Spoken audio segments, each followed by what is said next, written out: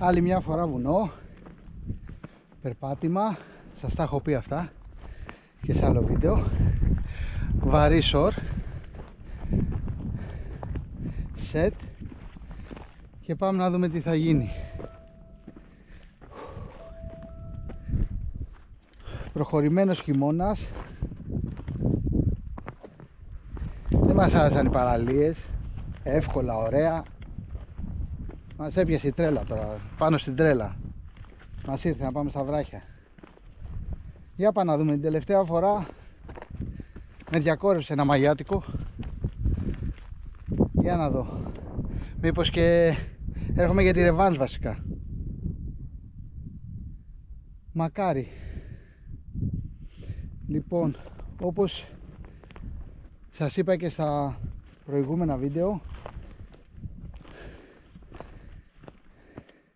για τα παιδιά που τα παρακολουθούν τα βίντεο αλλά δεν έχουν κάνει εγγραφή, σας διαβεβαιώνω ότι δεν θα σας πάρω φράγκο.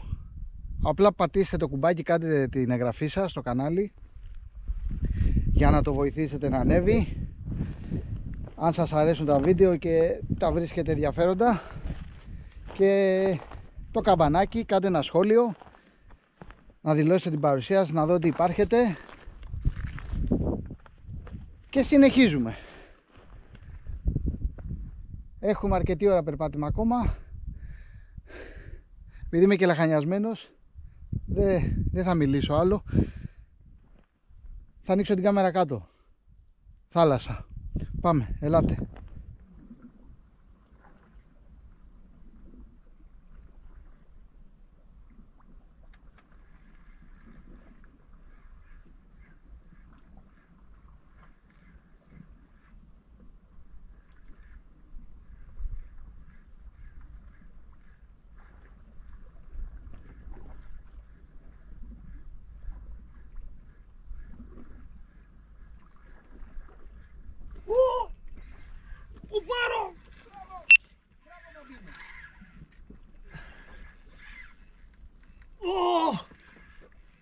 Είναι μεγάλο.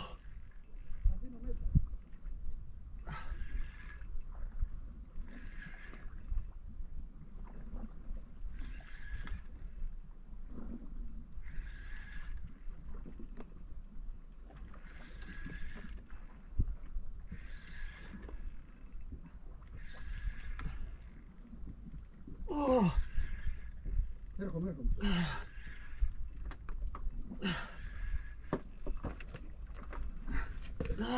Μάνα.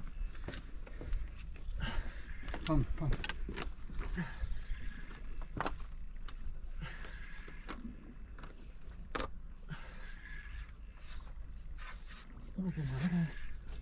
Κουμπάρα δεν έχει να δεν τα κόψει. Πάμε, όχι, μην το ζωήσεις, δώσου λίγο, αν δεν το νιώθεις να πηγαίνει κάτω, αν είναι μαγιάτικο.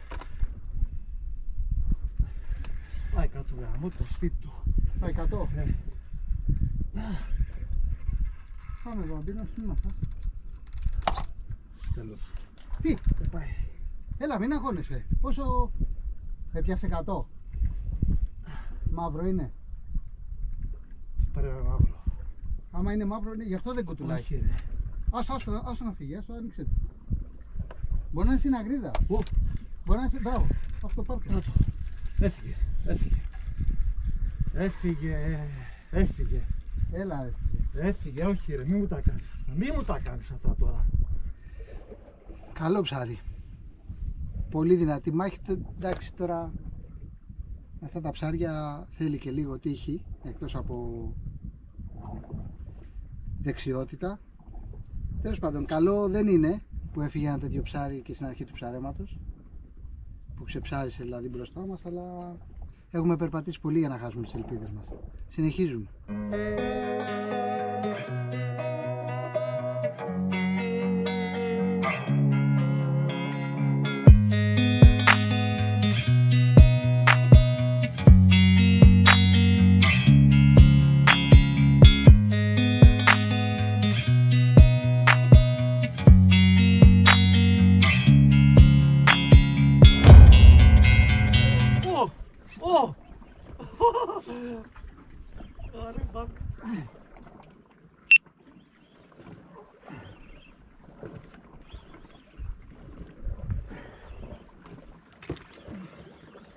δεν πρέπει να είναι πολύ μεγάλο.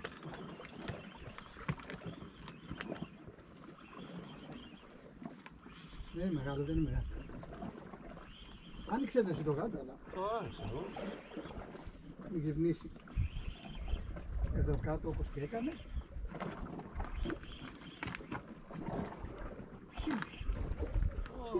Ναι, και άσχημα. Τι δεν είναι, μεγάλο. Κάρφωσε, κάρφωσε. Άνοιξε το κάτω ρε αγόρι μου. Άνοιξε το πιο πολύ. Δεν πειράζει. Πω, έχει πιάσει το νήμα, έχει πιάσει το νήμα. Έλα εδώ καθώς.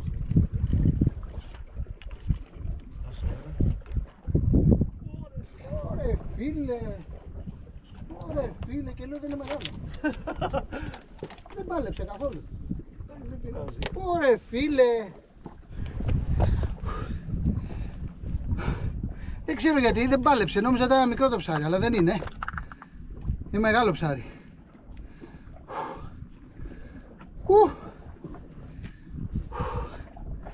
Μια χαρά.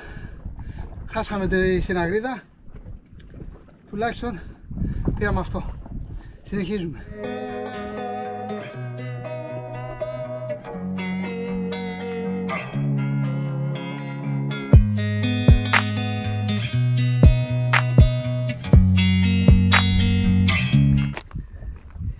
Είχε πολύ πλάκα γιατί έχω γίνει και χάλια από τα αίματα.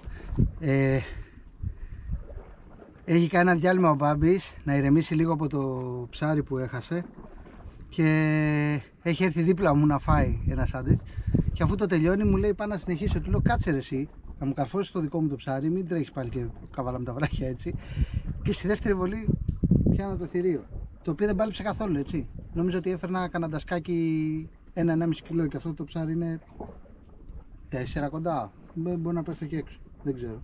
Μεγάλο ψάρι, μεγάλη παραμύθα, δεν πάλεψε καθόλου. Ωραία. Λοιπόν, ξεκινάμε, έχουμε για την άλλη φορά ήδη 3-4 κιλά παραπάνω. Μακάρι να αυξηθούν από τη μία, από την άλλη θα δούμε. Πάμε, συνεχίζουμε.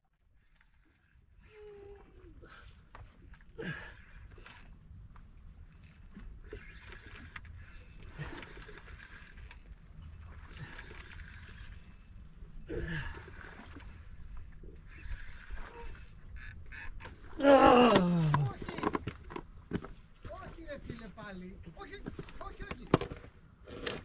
Έτοιμος είμαι τώρα, έτοιμο. Μαγιάτικο. Ναι.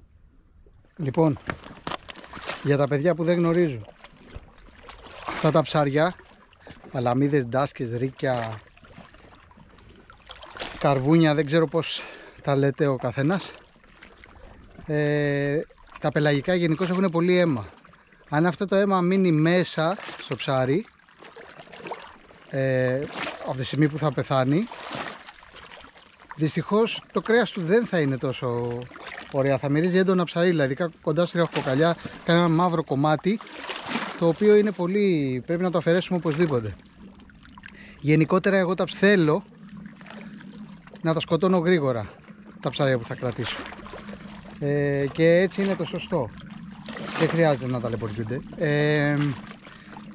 Τώρα σε αυτά εδώ τα ψάρια πρέπει να κάνουμε μια μικρή εξαίρεση.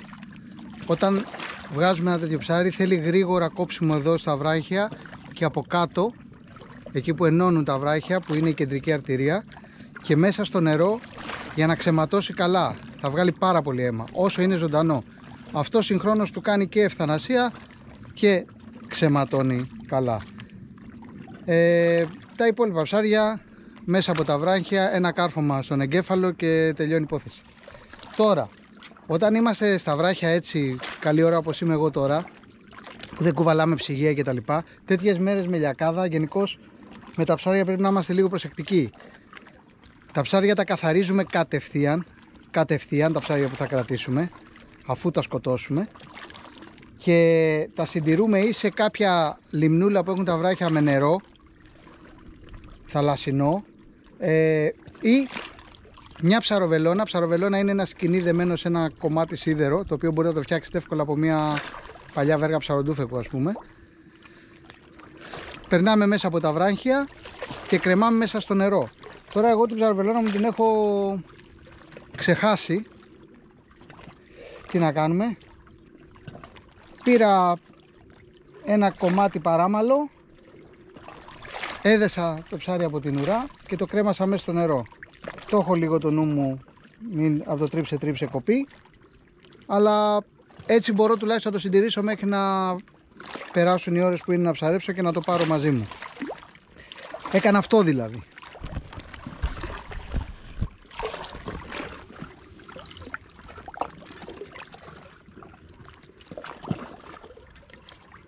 Το κρεμάμε μέσα στο νερό και έτσι μπορούμε να το συντηρήσουμε μέχρι να φύγουμε για πάνω. Αυτά.